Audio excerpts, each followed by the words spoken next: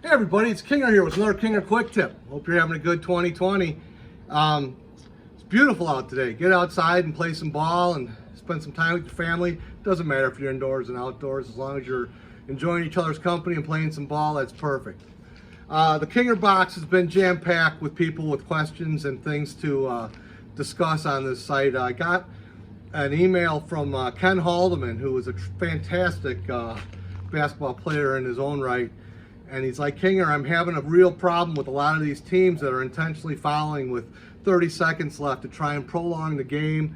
There's a lot of schools of thought on what's the right way and wrong way to approach and prolong a game. And I have a 5-part series coming up on that later, but this is a quick tip today, and it's going to probably go about 4 minutes, really, because I really want to make sure this one hits home, because I don't see a lot of this being done. So to prolong a game, if you're down by 2 points and you have 1 free throw left and there's about 2 seconds left in the game, obviously you want to miss this free throw on purpose, get the rebound, put it back up, send the game into overtime. Obviously those fractions change when you become down 3 and you have 2 left, something like that. So strategically you got to know your math, for one, and then also the thing that's the most frustrating, and I've fallen off my couch 3 times in January because teams are not doing these last-second missed free throws right at all. They're going in there, slapping them off the backboard like this. Well, it doesn't hit the rim, you can't do nothing. And it's simple. You missed the shot. When that ball leaves your hands on a free throw, all bets are off on both the offense and defense can crash the boards. There's nothing in the rules that says you can't set a pick across for folks. You put a high arching free throw up there, you miss it to the left, you got yourself a pretty good chance of following up and making that with 2 or 3 seconds left. You do not see any strategy on these, and it's about darn time we did. So I'm going to show you today on this tip how you can miss a free throw on purpose.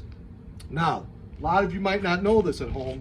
Every court has a nail right in the middle of the free throw line.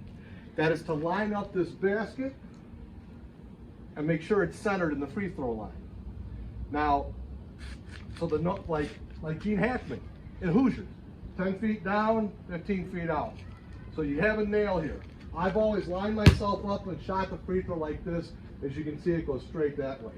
Now, if you want to intentionally miss, I'm going to tell my teammates, or you're going to run this in practice maybe 5 minutes a week and you'll have it figured out, and you practice shooting these things maybe 10 minutes every 2 weeks. You never know what's going to come up with. There's a lot of inbounds plays out there that are tricks. There's a lot of things. The Douglas brothers and Michael Payne at Quincy ran a great inbound play from, probably 30 years ago now, 35 years ago, down at Champaign. But to line up a free throw, I'm going to still keep my right foot in the cylinder here so it doesn't look like I'm doing any monkey business or shenanigans. And all I'm going to do is try and hit this top corner, that shatterproof on this backboard, to have it carry them off to the left. I'm going to have 2 guys come over here, screen a guy here for a tip. It's a simple game when you think of it that way. So here's where it goes. Normal free throw, they don't think anything's up. No, they don't suspect a thing. Right there. It hit off the left-hand side of the rim. You get that rebound, you pop back up and do it. That's all we got for today, folks. Our Ultra Mega Platinum sponsors are obviously Glide Path, Rush Creek Distillery, folks. In the next couple weeks, we have a really exciting announcement to make with them.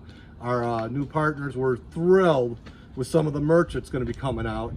And also Pedigree Ovens and their new venture in Walworth, Wisconsin, a new store, the Pet Gourmet, I believe it's called. See Kurt Stricker up there, and he'll take good care of you. Finally, just want to thank everyone from the bottom of my heart for all of your likes and shares and subscriptions on YouTube. I'm trying to get up to 150 here in February to really get this thing taken off. People tell me I can go public if we get to 500. And I do not forget people that are liking and sharing and friending this. My goal is to get everyone in some Kinger Quick Tip merch someday. So please tell a friend, share it, like it, and God bless and have a great Sunday. Thank you.